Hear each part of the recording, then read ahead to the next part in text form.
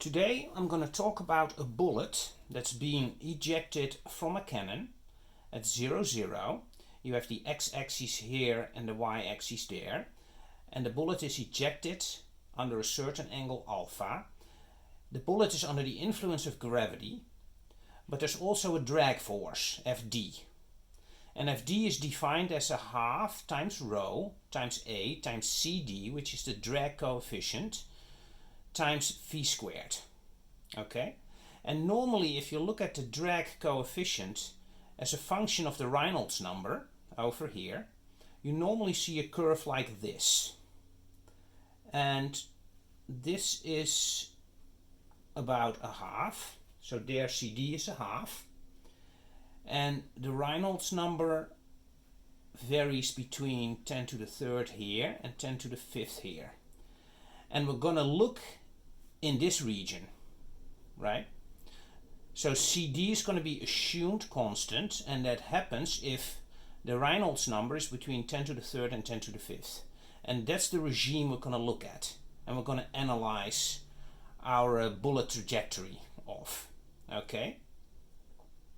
So we're going to use Lagrangians to do this. And since CD is a half, we can already say that FD, which is a vector form of course, is 1/4 times rho times A times v squared. Okay? And v is in this case a vector also. Okay? And the way you write this into a vector form is what you usually do is you take v dot v, you take the square root of that, and you multiply it by v. Right? So now you have v squared here, and you have a vector form on the right hand side and a vector form on the left hand side. So in conclusion, for Fd, and we can note that here, which is a vector form, is nothing more than 1/4 rho times A times the square root of v dot v times v. And these are now all vectors. Okay? So we have to keep this in mind for the drag force. Because the drag force operates, of course, as well in the x direction as well as in the y direction.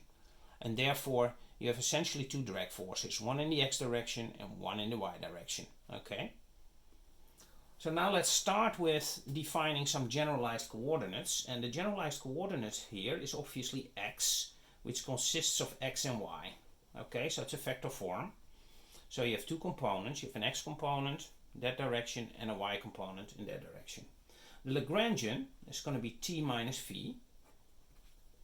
And it's going to be a half m x dot squared. And that's the big X here, right? Minus the potential energy, which is m times g, and in this case it's times y, that depends on t. Okay? Because that's the potential energy, it depends on the height of the bullet compared to the surface of the earth, and that's m times g times y. Okay? So if we write this out, we can write out a Lagrangian in the following form. We can say x dot is x dot y dot, and you have to quadratize that, so you get x dot, and now it's the small x, plus y dot squared minus mg times y, and I omitted the dependency of time, which I also omitted here. So this is the Lagrangian now. Okay? That's the Lagrangian. And the generalized forces here are essentially described over here. Okay? With phi being x dot, big X dot, being small x dot and small y dot. Okay? So it's a vector form. And that's what phi is. Okay? To make it clear, we can put an arrow on top of it. So now we can go derive the Euler-Lagrange equations, and we do that as follows, as we've done in many of my other videos. We start with x dot minus dl dx, okay, and that is minus Fd, the drag force in the x direction. Okay? And the same for y. d dt dl dy dot minus dl dy equals minus fd, but now in the y direction. So these are the two equations I have to work out based on this Lagrangian. So let's start with the first one. We get m x double dot, if you work that out, right? You differentiate with respect to x dot, and then you differentiate again with respect to time. You get an x double dot over here. And that's all you get on the left hand side. And on the right hand side you get minus 1/4 rho times a times the square root of x dot squared plus y dot squared times x dot. Yeah, that's the drag force in the x direction. If you write this out, this is an x dot y dot, and you can immediately see v dot v is x squared plus y squared with dots, right? Take the square root of that times x dot, and there you go. So that's your first equation of motion for the x direction.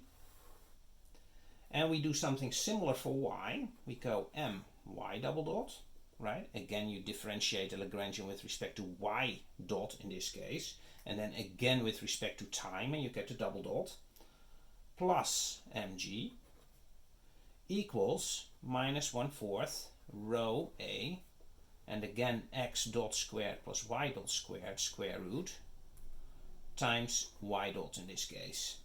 Okay, so that's our second equation. So now we have two equations of motion that we really cannot solve in a analytic way, at least not to my knowledge. If somebody's out there who can do it, please let me know. If g would be 0, it would be easy, right? Because then you can divide those two and you get rid of this complex thing, and there's only a relationship between x double dot over y double dot and x single dot over y single dot, and you can solve that. But since g, the gravity, is non-equal to 0, you don't have that. Okay? So this becomes quite hard to solve in an analytic fashion, at least to my knowledge. So I've done this using Mathematica, and I've used numerical solve. And when I did that, I got the following results. So I throw this, essentially these two equations, in ND solve in Mathematica, okay? And then I'm gonna vary various angles, and that's what you see over here. So you have essentially 9 plots here. Alpha, which is the angle that you eject the bullet from the cannon with, so that's this angle here. Yeah, we start with alpha is 0 here, so that's just a horizontal movement over the face of the Earth, so nothing happens. Here alpha is pi over 16, here it's pi over 8, and there it goes up with a granularity of pi over 16, right? And we have 9 plots, and you get all the way to pi over 2 here, so you shoot it straight up and down, so you don't see anything here either. So this graph and this graph is quite simple, right? When you go up in angles, you see two graphs, and let's pick this one for instance.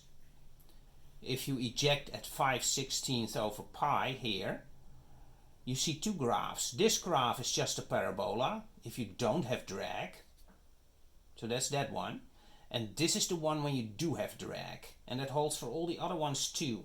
And you can obviously see that the distance x where it hits the Earth again is always less if there's drag, and the height is always less than the height of an ideal parabola when you shoot a bullet out into vacuum. It's always under the influence of gravity, right?